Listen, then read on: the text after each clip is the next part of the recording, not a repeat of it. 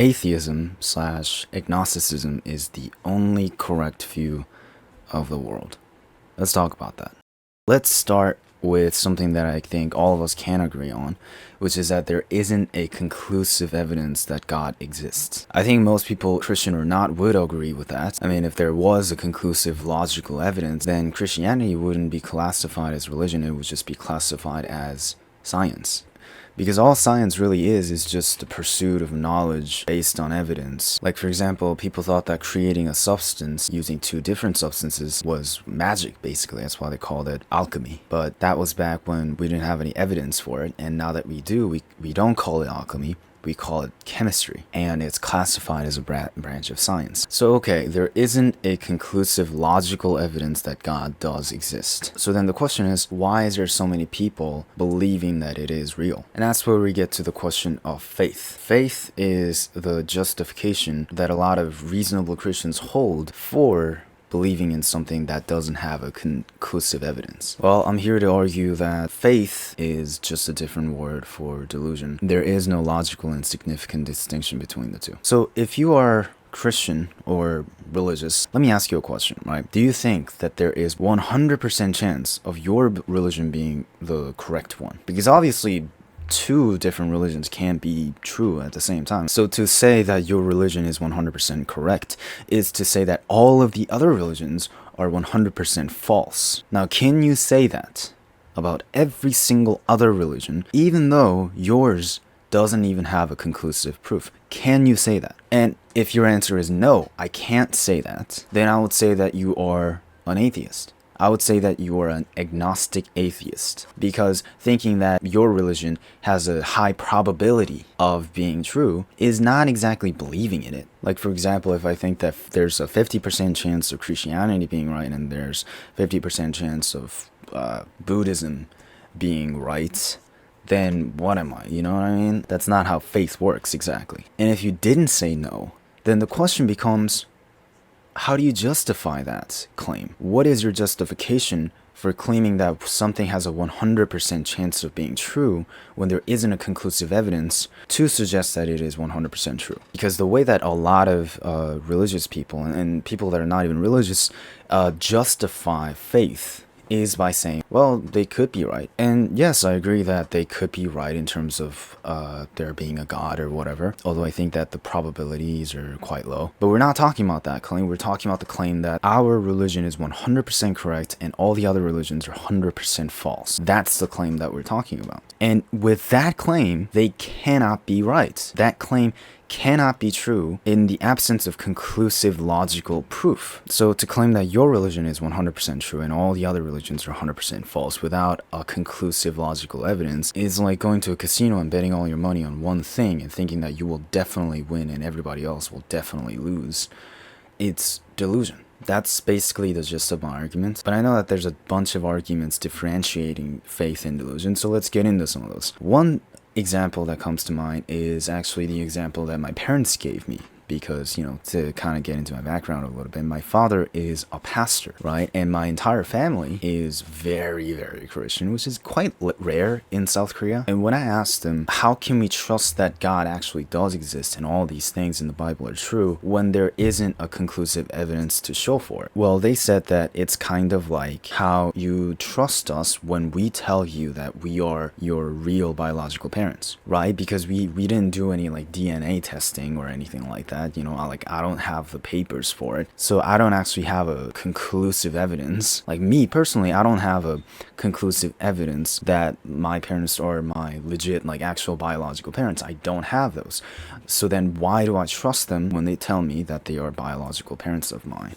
Which is a good argument, and I'll admit, like, that made me think for a while, but the conclusion that I came to is that I actually shouldn't believe that they are 100% my biological parents, given the fact that we haven't done a DNA test. And you might think that, oh, that's like so heartless of you or whatever, but there's been a lot of people who actually believed and trusted that their parents are biological parents, and it turned out to be wrong. There's been a bunch of cases of that. So how do I know that my parents are not going to be the same? How do I know that? I don't, right? And yeah, that might seem heartless. That might seem like I don't like my parents.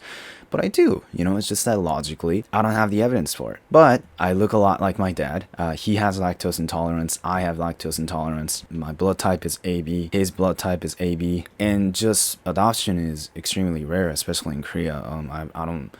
I only know one person who has been adopted. Those are all the things that increase the likelihood of my parents actually being my biological parents. And I find that to be enough evidence to not really have to go do a DNA test. And again, even if they were not my biological parents, I don't really care. And even if they're not, I would still see them as my parents, I think. And there's a lot of arguments that are of this sort, which is you trust and believe in a lot of different stuff from a lot of different people in your life. So why not trust the Bible? Why not believe in God? And I think that can be countered with the same idea. It's just I don't believe them. I don't fully believe anybody. I don't fully believe anything that I don't have a conclusive evidence for. And I shouldn't. I should just think of every single claim that I hear as having a certain probability of being true. Now, if this is from a person who has never lied in front of me, then that probability should be higher. If that person is somebody who lies all the time, then that probability gets lower. Because again, you can trust everybody that you want. There's still going to be a possibility of them lying to you, right? How do you think all these people got betrayed? There's so many stories of people getting betrayed by their best friends or lifelong partners. That happens, right? In the real world, you have to acknowledge that there is a possibility of all of those cases of claims that you just mentioned from people that you trust, people that are in your circle, being false. And I would actually argue that you're stupid if you just 100% trust your friend's words just because he hasn't lied in front of you ever, because a lot of people have done that and still gotten betrayed. So what makes you think that won't happen to you? But that isn't to say that I'm constantly super untrustworthy of everybody that I know and always trying to find proof in their claims even if it's something trivial. No, I understand that there's a high probability of them not lying to me. Otherwise they won't be my friends. And if it's small enough, I just let it be, But if it's something important, if it's something that is ridiculous, then yes, I will wonder if they are lying to me. And you should too. Everybody should. Extraordinary claims require extraordinary evidence. Now let's take a step further in that direction and actually go to what Descartes said in his Meditations in First Philosophy. And this is something that's commonly referred to as the transcendental argument. So he basically goes on about what it means to know something and basically debunks a lot of things that people think they know, but they don't actually know. Like, for example, if I've seen something, does that mean that it happened, right? And usually people will be like, yes, obviously I've seen it happen, but can you actually trust your sight? Because there's such a thing as hallucination. How do you know that your friends are real? How do you know that you're not in the Truman Show situation? How do you know that? How do you know that you are not a brain in a jar? Basically, all the things that you've been experiencing, all the people that you've met, what if all of them are just in your head, basically? How do you know your life is not like the Matrix?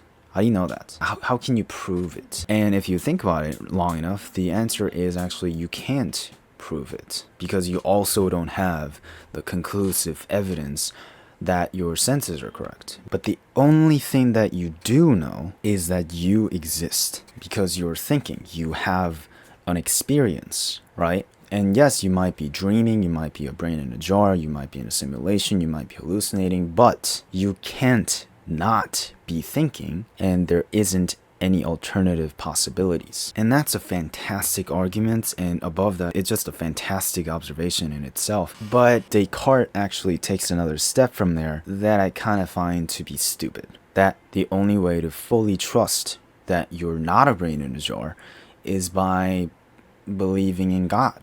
Because if there was a God who is benevolent, he wouldn't try to trick people, and therefore we can trust in our own senses. To me, that sounds like you're relying on an uncertainty in order to explain another uncertainty. Let's say you're gonna get married tomorrow and you're not sure if it's gonna rain tomorrow or not, and you don't like that. You obviously don't want it to rain on your wedding day, right?